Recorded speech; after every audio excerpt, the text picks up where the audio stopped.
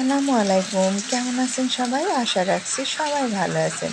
বৃষ্টির দিনে গরম গরম মজার খাবার খেতে যেমন আমাদের ভালো লাগে, ঠিক তেমন ঘরে পালন করা মুরগিগুলোরও এই সময়ে একটু বিশেষ যত্ন দরকার। শুধু দানা পানি খাওয়ালেই হবে না, তাদেরও শরীরের ক্যালসিয়াম ও প্রয়োজনীয় ভিটামিনের ঘাটতি পূরণ করাও জরুরি।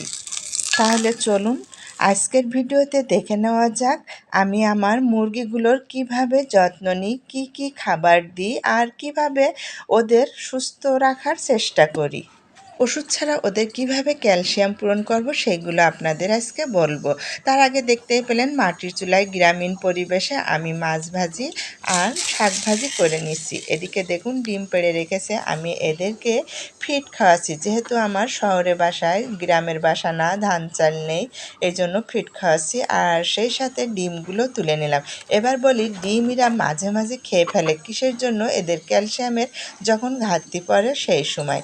এদের ডিমের খোসা খাওয়ালে ডিম খাওয়া বন্ধ করে। তা ডিমের খোসা কিভাবে খাওয়াবেন সেইগুলো আজকে আপনাদের সাথে বিস্তারিত। ডিমের খোসা রোদে দিয়ে শুকিয়ে এদের জীবাণুমুক্ত করে এইভাবে গুঁড়ো করে খাবারের সাথে বা এমনি এইভাবে দিয়ে দেবেন, খেয়ে নেবে ওরা। এগুলো খেলে ডিমের খোসা শক্ত করে, ডিম বড় হতে সাহায্য করে আর হাড় মজবুত করে। অনেক উপকার এই ডিমের খোসা খাওয়াতে।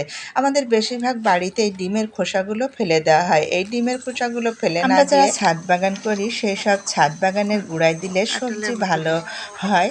এই জন্য কোনো সময় ডিমের খোসা ফেলে দিবেন না।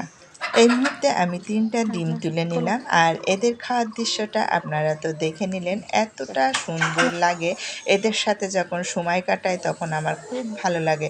আরও বিশেষ একটি কারণের কথা বলছি, এদের খাবার খুব সুন্দরভাবে দিবেন আর পানি সব সময় স্বচ্ছ পানি দিবেন, তাতে ওদের রোগ জীবাণু কম থাকবে। আর আপনারা চেষ্টা করবেন এই ধরনের নেটে মুরগি লালন পালন করতে, তাহলে ওদের অসুস্থতা থাকে না, অসুস্থতা হয় না বললেই চলে।